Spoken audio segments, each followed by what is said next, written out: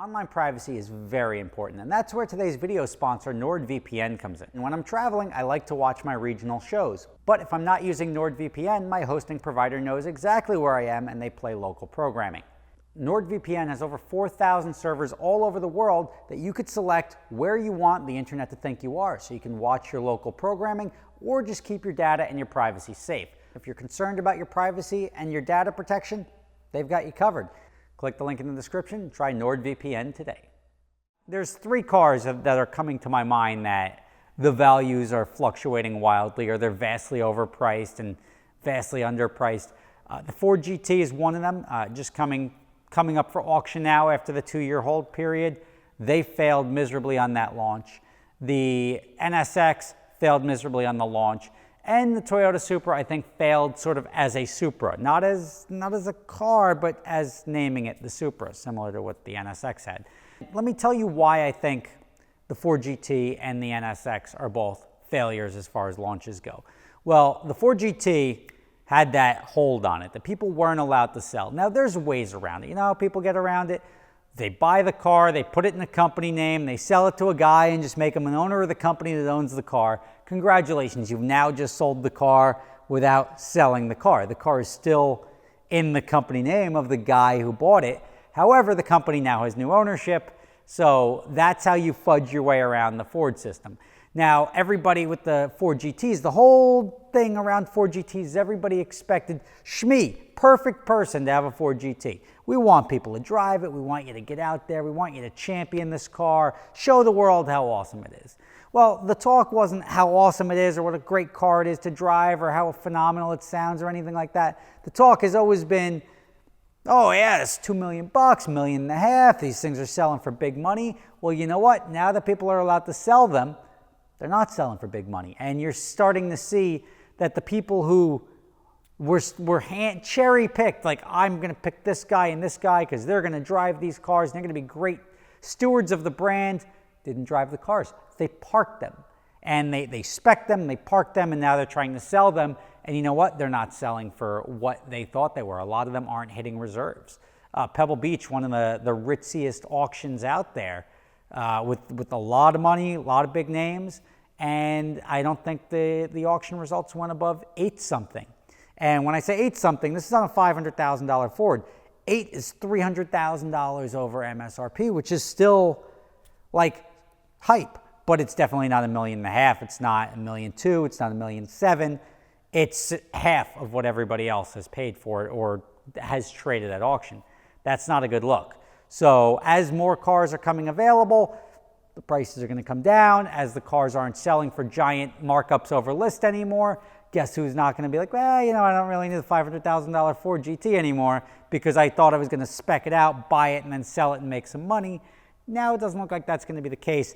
That's going to sort of destroy that market on the Ford GT, and whether or not they even produce all of those Ford GTs will be something to see, because as of production numbers, and this I don't remember how long ago, but a couple of months ago, I think they were well under their anticipated production volume for the Ford GTs for the first 2 years. So we'll see what ends up happening there. That I think is a flop launch, the Ford GT, and for those reasons. Those are all valid reasons, not because Rob Ferretti didn't get one, put in an application, but as I said, I didn't even think I could afford it because I wouldn't have been able to afford to own both that and the 48 at the same time and then launch a rental company. So again, you could call it sour grapes. It's not. That's just everything I've said is incredibly valid having to do with the Ford GT. The NSX took a different flop approach. Took a really long ramp-up period, built up a car, and delivered something that wasn't an NSX. They delivered a cool sports car, does really well, priced it at double what it was supposed to be, and the first cars were between $200,000 and $250,000 with a $167 or something base MSRP. That car is a $125,000 car. I said that. You can watch any of my videos where I talk about the NSX, and I say, you know what? It's a cool car for $125,000, not a cool car for $200,000, not a cool car for $250,000. And where's the market on those cars? $1.25. And that's where they belong. I think you're in a good price point if you scoop up an NSX, the new NSX at that price point. I think you'll be all right in there. But you can arguably say the fact that Acura isn't doing any volume on it dismal sales on it, and the fact that they have to discount the cars $30,000 off MSRP, probably not a very successful launch for a halo car that's supposed to be carrying your brand. And now you move on to the Supra, where we are now.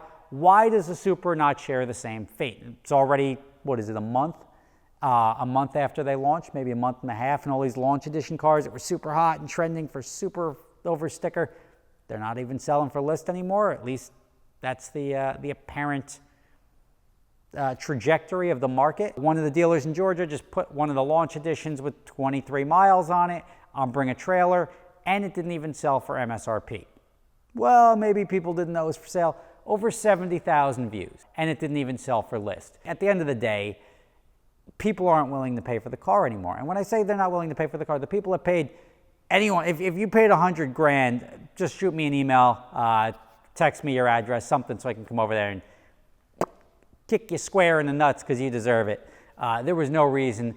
The charity stuff, the guy who bought the first one for $2.4 million, perfect sense. This guy needs a write-off.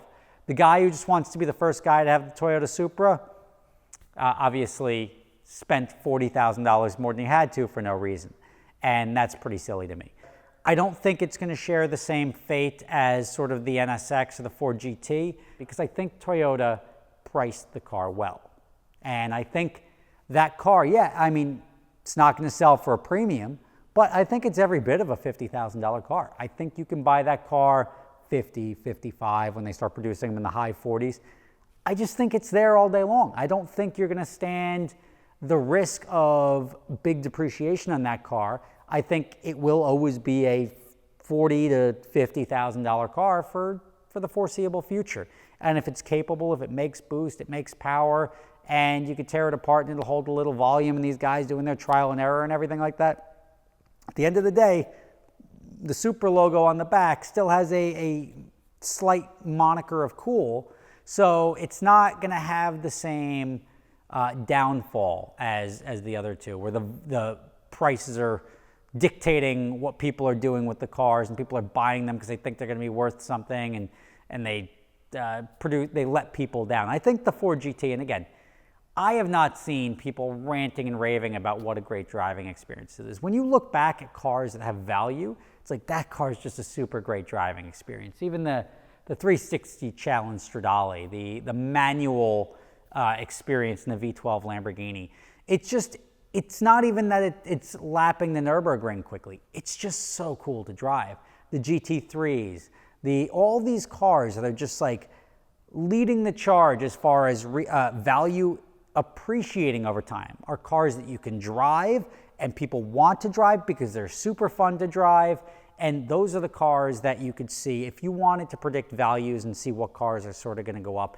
The cars that just become collector's pieces, they failed. Like, the manufacturers don't design cars.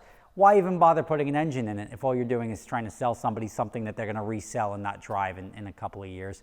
It's just, commercially, I don't know what's going on. And it's just the fact that there's too many bloody people with money out there that make these markets go wildly up and down. But if you wanted to predict a market, just make a good car. This is my advice to the manufacturers. If you make a good car, people are going to buy it. People are going to want it. People are going to keep that value up on that car because it's good and it's fun to drive.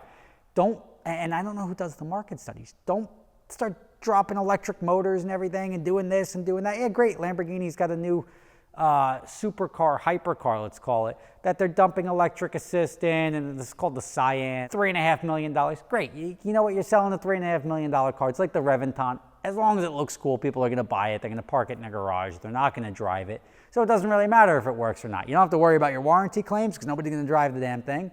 And then you don't have to worry about the resale value because that's just going to be trading $5 million, selling over, under, up, values up, down.